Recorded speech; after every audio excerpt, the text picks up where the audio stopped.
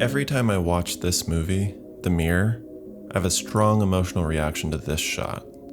I feel a tension in my chest, and sometimes I start crying.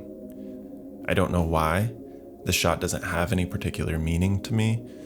It just feels important, like something significant is revealing itself. If only I could understand it.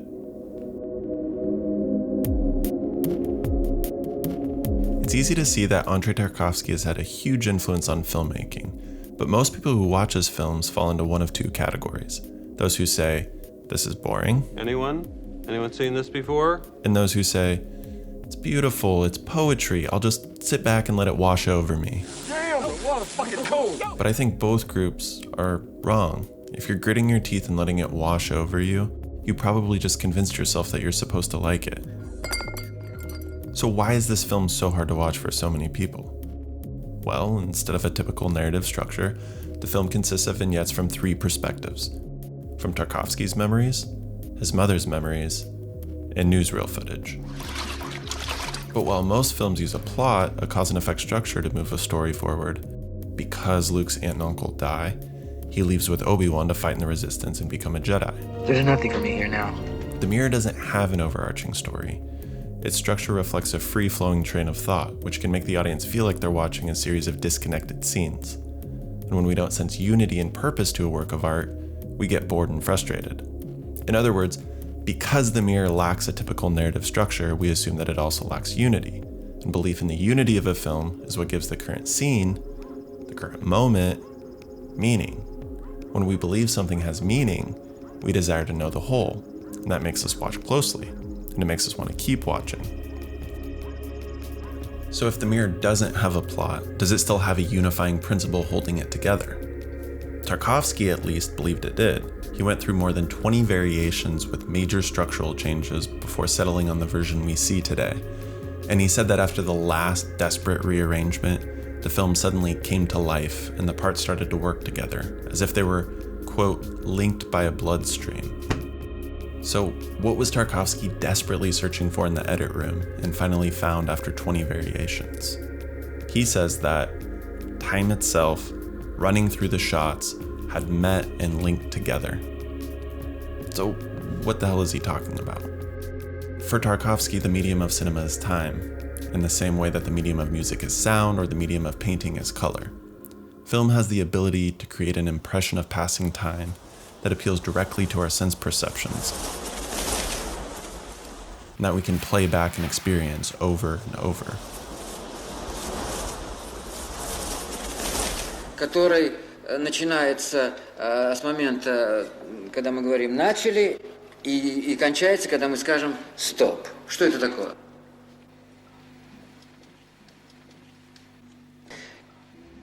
То есть это фиксация реальности, фиксация по существу времени. По существу, что такое фильм?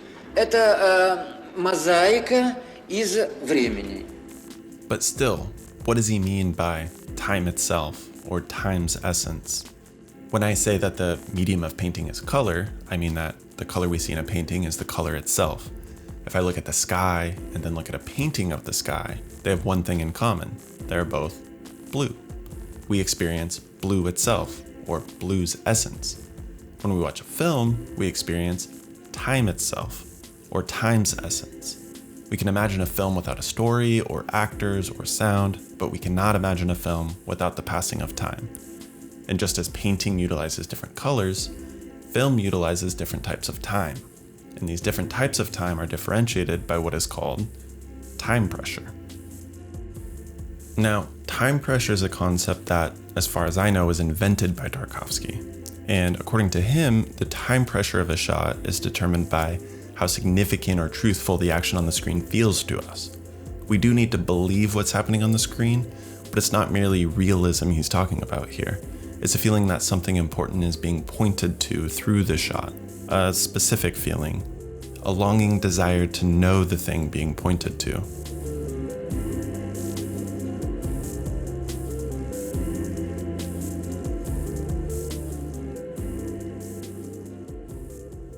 Take this example from The Shining. Pay attention to the change in time pressure that occurs within a single shot. The music guides us and mirrors the rhythmic pressure, but we don't need it. So here the time pressure is trickling.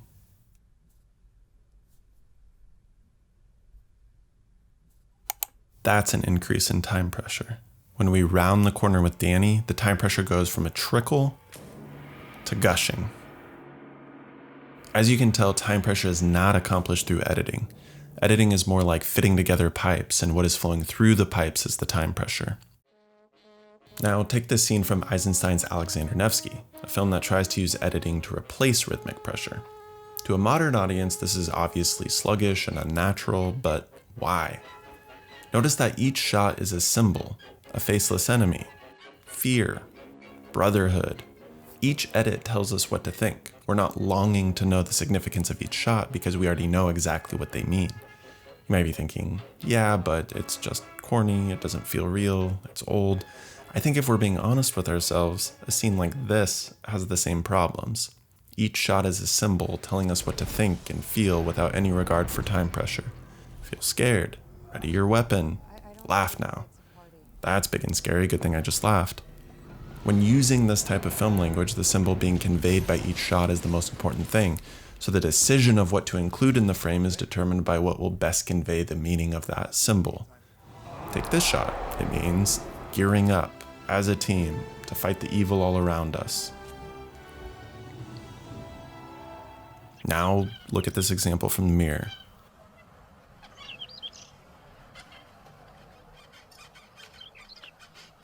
А почему вы такая грустная? А?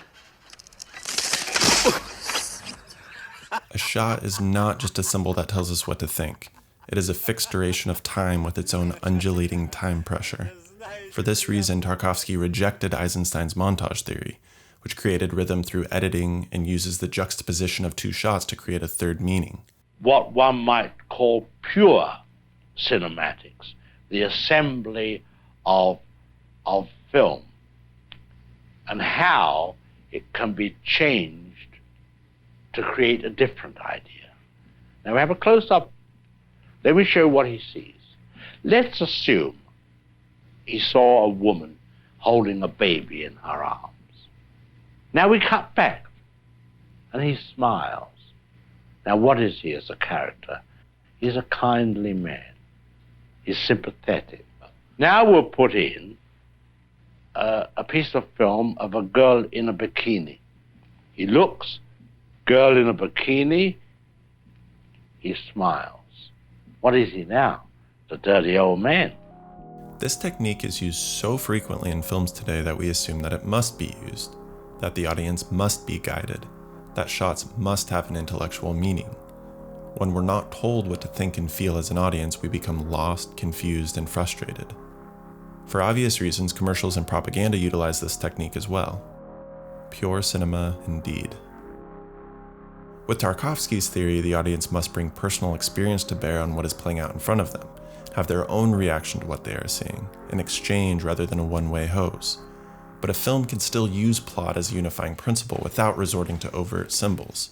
A director like Paul Thomas Anderson has a rhythm to his films that's not created in the edit, but that still follows a 3-act structure.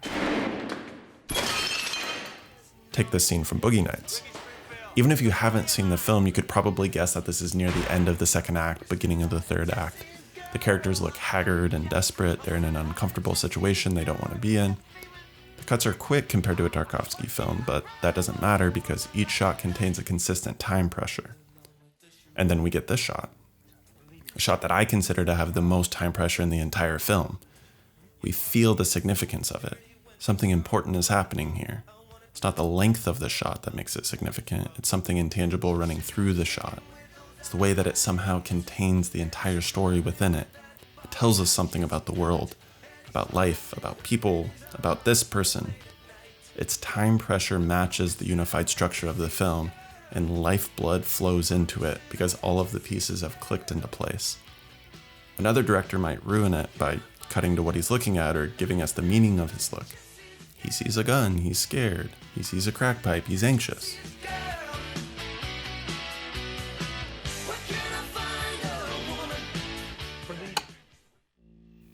So if unity of time pressure and unity of plot are not mutually exclusive, why did Tarkovsky ignore plot in The Mirror?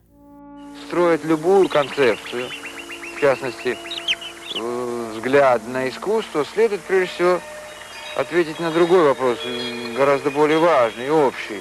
Вообще, зачем человек живет? В чем смысл человеческого существования? In order to understand why he ignored plot for this film, we need to understand what he believes to be the purpose of art. And in order to do that, we need to understand what he believes to be the purpose of our existence. To state it plainly, Tarkovsky thinks that the meaning of our existence is to strive endlessly after truth, knowing that we will never attain it, that we will never have a complete knowledge of ourselves or of the world, but that by doing so, we will improve ourselves spiritually.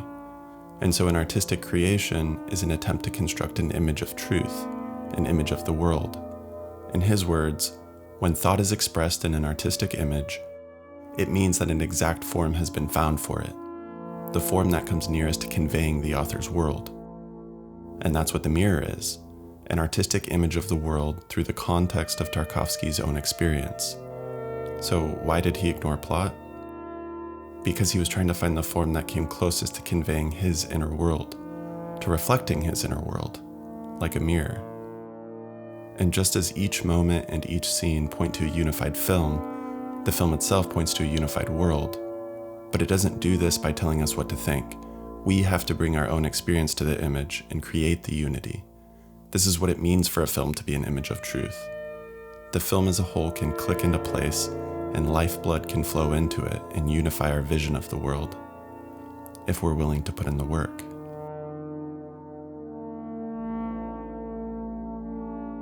To be honest, I still don't really understand why this shot affects me, but it's caused me to spend hours and hours reflecting on my own inner world and how this film fits into it.